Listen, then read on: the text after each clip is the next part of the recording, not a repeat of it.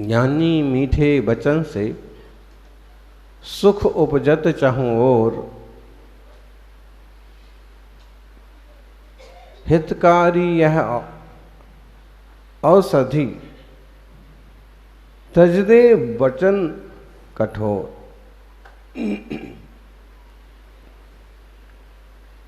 अच्छे वचन बोलने से आपके अच्छे मन का प्रतिनिधित्व होता है।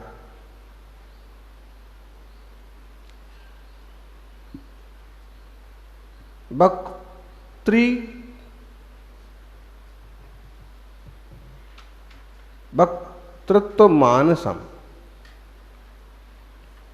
इंसान का चेहरा उसके मानस को व्यक्त कर देता है। आपका मन कैसा है वो आपके चेहरे से मालूम पड़ता है।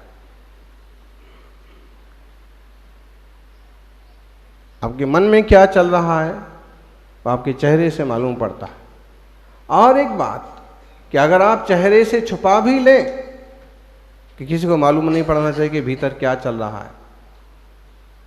चेहरे पर हंसी है, मन में गम है। चेहरे पर हंसी है, मन में गम है।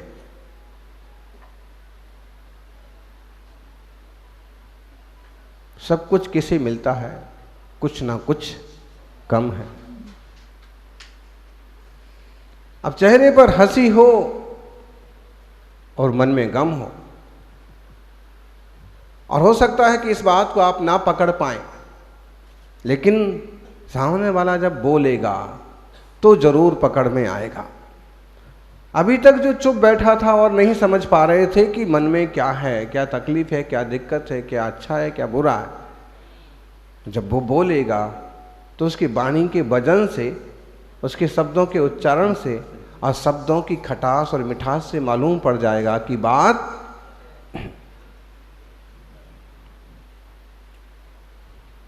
कोई चुप हो, किसी कारण से कोई रूठा हो, चुप हो, और आप कहें कि क्यों नहीं बोलते हो, कुछ तो बोलो। समझ में ही नहीं आ रहा है कि तुम्हारे मन में क्या है।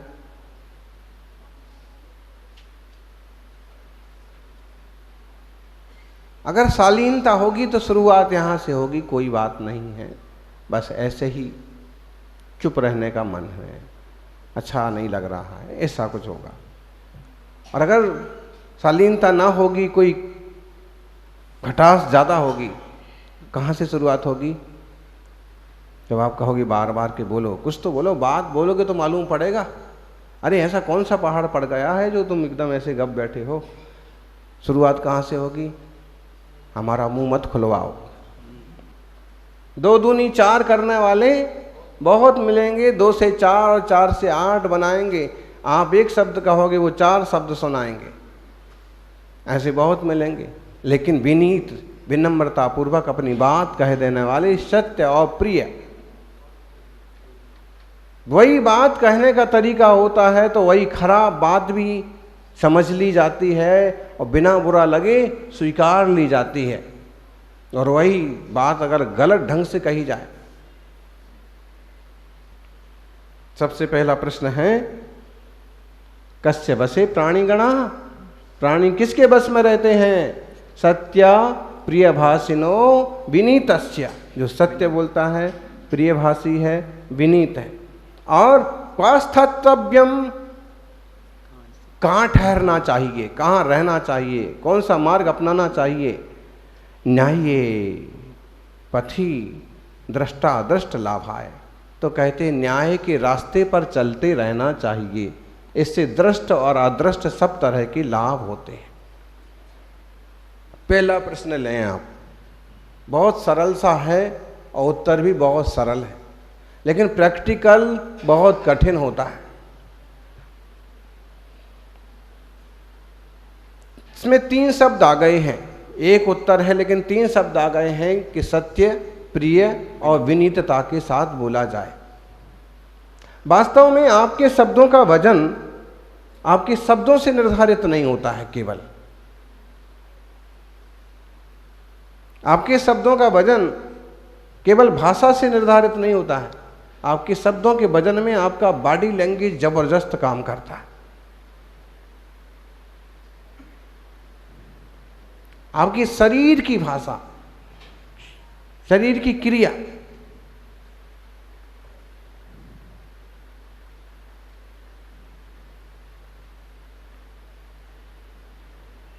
मतलब होता है कि वचन की शक्ति तो मान लीजिए कि 10% होती है, 90% शरीर की शक्ति काम करती है।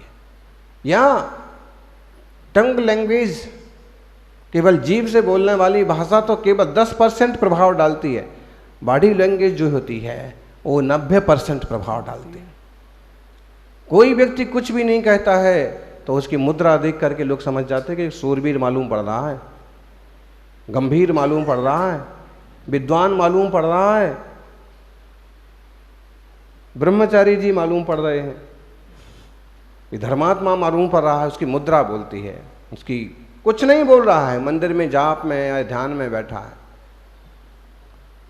आप देखिए आपके घर में कई बार श्रीमती जी कुछ नहीं बोलती हैं तो अभी आपको समझ में आ जाता है कि नहीं आ जाता है?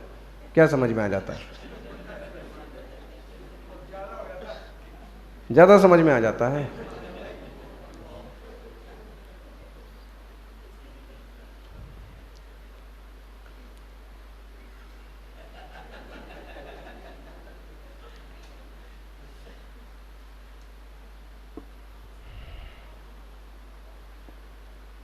आज सुबह से घड़ी 12 बजा रही है महाराज जी। मतलब है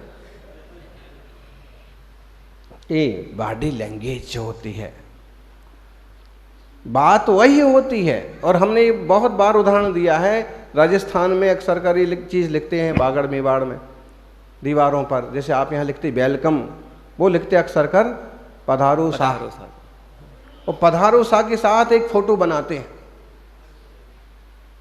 हाथ जोड़े हुए नहीं तो ऐसे किए हुए पधारो सा। और ऐसा किया कि पधारो सा का मतलब क्या हुआ, भीतर आओ, और ऐसा किया पधारो सा क्या हुआ।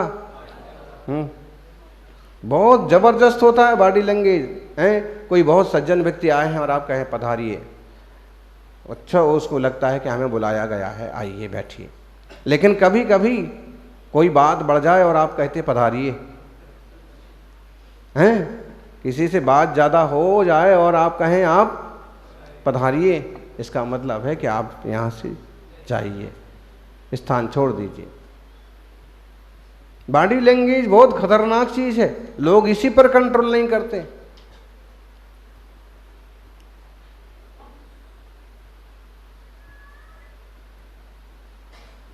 बहुत जबरदस्त है इसमें जो 3 शब्द रखे हैं कि एक तो सत्य हो और प्रिय हो और विनीतता।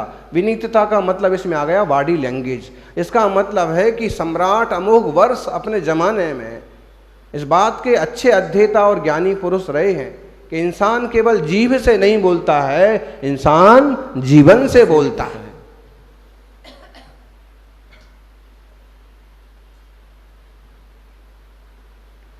बहुत सारी बातें हैं।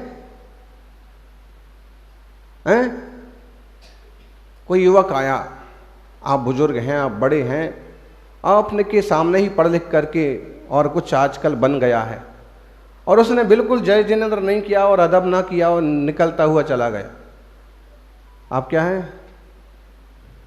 कलेक्टर साहब जा रहे हैं। बॉडी लैंग्वेज वो देखेगा, उसे बुरा लगेगा। सच में वो कलेक्टर हो, लेकिन आपके कहने के तरीके से होता है ना अक्सर का। आज लाट साहब आ गए हैं, बेटा खेल करके ऊधम करके तमाशा करके और लेट आया है या कुछ गड़बड़ करके आया है, और उसके गड़बड़ करने की खबर आपके पास पहले आ गई। अब वो घर के अंदर जैसे ही घुसता है, आप क्या बोलते हैं?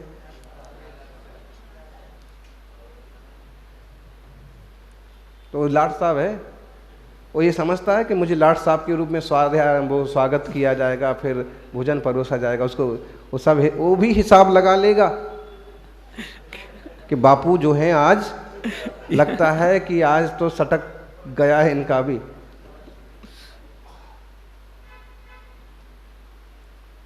आप शब्द बोले हो, शब्द के साथ कोई शब्द बहुत बुरे नहीं है, लेकिन शब्दों के साथ जो बॉडी लैंग्वेज है उसके पीछे का जो आशय है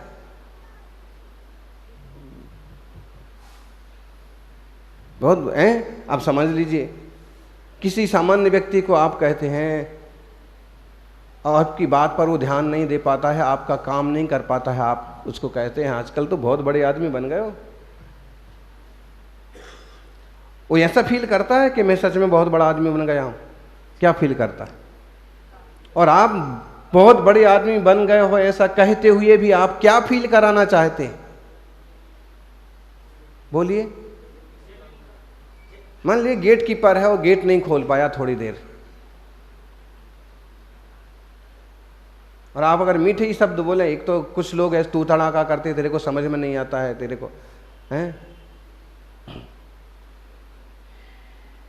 आप मीठे ही शब्द बोले। बाबूजी को आजकल कुछ ख्याल ही नहीं रहता है,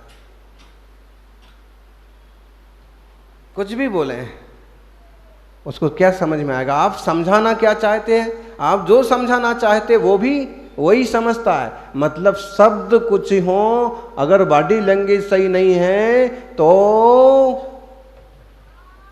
माहौल बिगड़ जाता है, माहौल बन जाता है। इसलिए शब्दों के साथ साथ शरीर का एक्शन भी सही होना जरूरी होता है।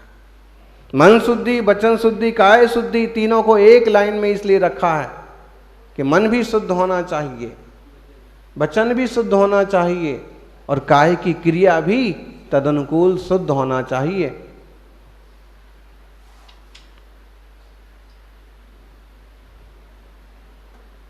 आत्मार्थियों, शब्द आत्मा का स्वभाव नहीं है, शरीर आत्मा का सगा नहीं है, फिर भी संसार में इनके बिना कोई क्रिया प्रक्रिया भी नहीं चलती।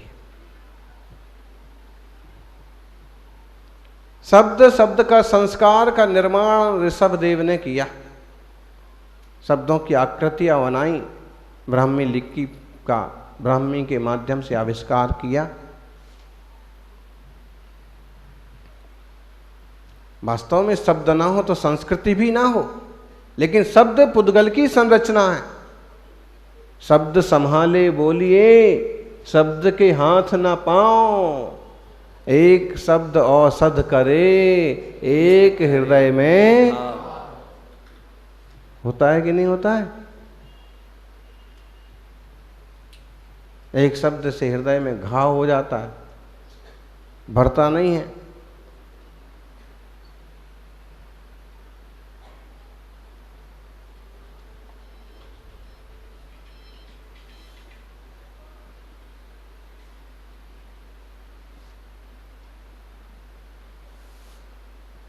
अंधों के अंधे होते हैं, क्या गलत है? इसी दिल्ली की बात है, और तब इसका नाम इंद्रप्रस्थ था, और आज सरकार खुदाई करवा रही है कि इंद्रप्रस्थ रियल में कहां पर था।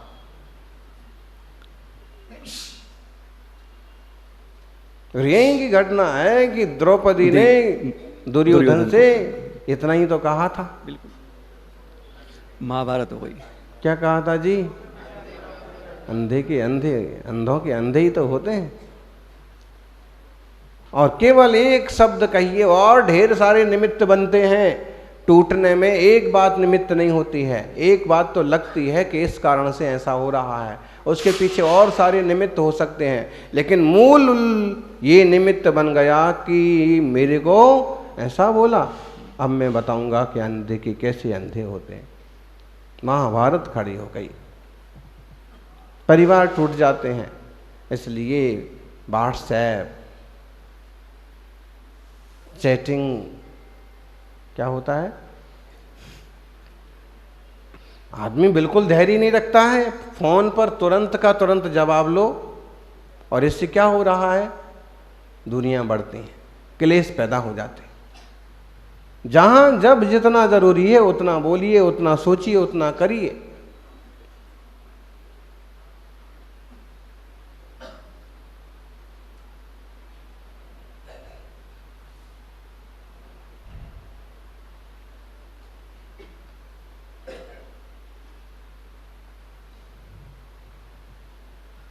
प्रिय वाक्य प्रदान ये न सर्वे तुष्यन्ति जंतवाः तस्मा तदेव वक्तव्यम बचने का दरिद्रता। प्रिय वाक्य, मीठी वाणी बोलिए, ऐसी वाणी बोलिए, मन का आपाक होए। जोर से बोलिए, आपाक औरन को शीतल करे, आपन शीतल होए। जी। कैसी वाणी बोलिए? ऐसी वाणी बोलिए मन का आपा खोए। मन का आपा खोए मतलब मन का आपा खोए मतलब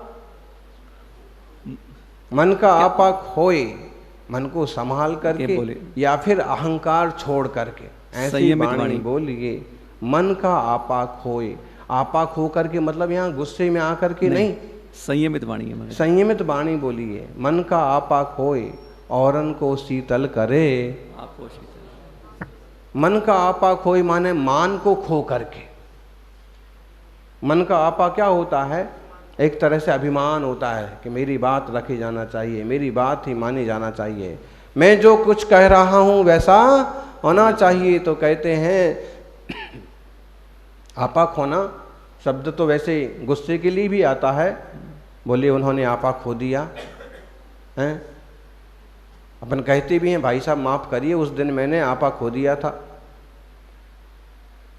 ध्यान नहीं रहा, आपको कठोर बोल दिया। तो आपा खोना, आपे में रहना, कहते भी हैं भाई आपे में रहो जरा, आपे में। आपा का मतलब क्या? बोलो पापा ओ हैं? आपा मतलब अपने आप में, आपा मतलब आत्मा। इतना शब्द ये आगे बढ़ गया कि आधा आधा आधा मतलब आत्मा, और आधा से आगे बढ़ता बढ़ता अप्पा अप्पा और आपा तक पहुंच गया। आत्मा का ही एक नाम क्या हुआ? आपा। अरबी में तो अभी भी चलता है आपा, उर्दू में इस शब्द का अभी भी प्रयोग होता है।